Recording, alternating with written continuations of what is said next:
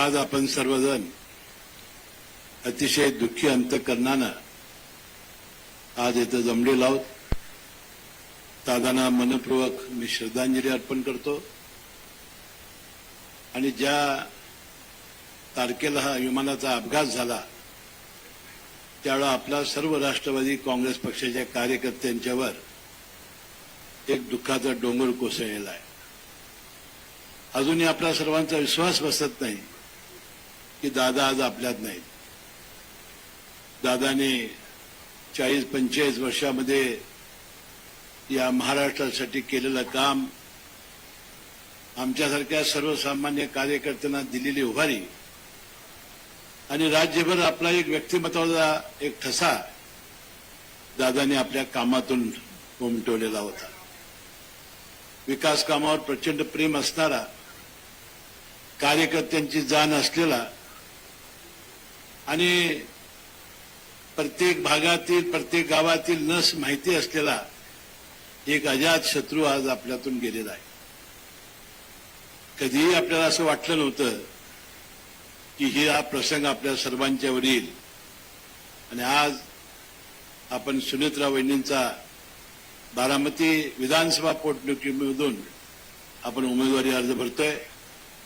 दत्तामामा भरणेंनी ज्या पद्धतीने विनंती केली, मी विनंती करेन की अजितदादांच्या नंतर अजितदादांनी या विधानसभासाठी केलेलं काम, त्यांनी या शहरावर आणि या मतदारसंघावर केलेलं प्रेम आणि राज्यभरासाठी त्यांचं असलेली छाप ही सगळी पाहता ज्यांनी ज्यांनी आपले उमेदवारी अर्ज भरलेले असतील त्यांना हात जोडून आमची विनंती आहे की त्यांनी आपले उमेदवारी अर्ज परत घ्यावेत आणि ही निवडणूक ही बिनविरोध करावी अशी तमाम राष्ट्रवादी काँग्रेस पक्षाच्या मार्फत आम्ही त्यांना विनंती करतो.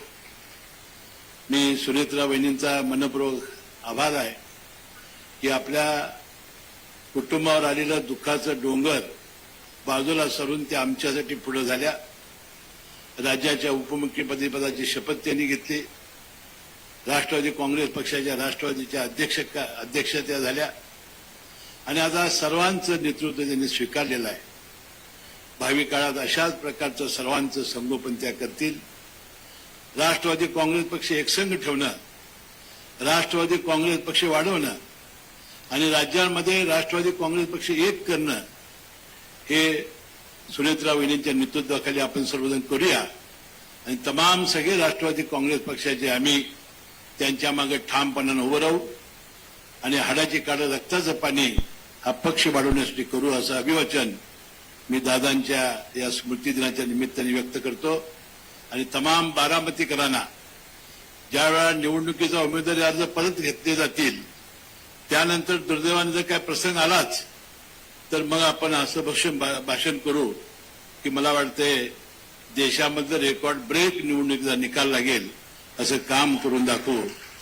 पुन्हा एकदा दादांना मी मनपूर्वक श्रद्धांजली अर्पण करतो आणि आपली सर्वांची रजा घेतो. जय हिंद, जय महाराष्ट्र. अशाच नवनवीन अपडेट्ससाठी डिजिटल कोल्हापूर चॅनेलला सबस्क्राईब करायला विसरू नका.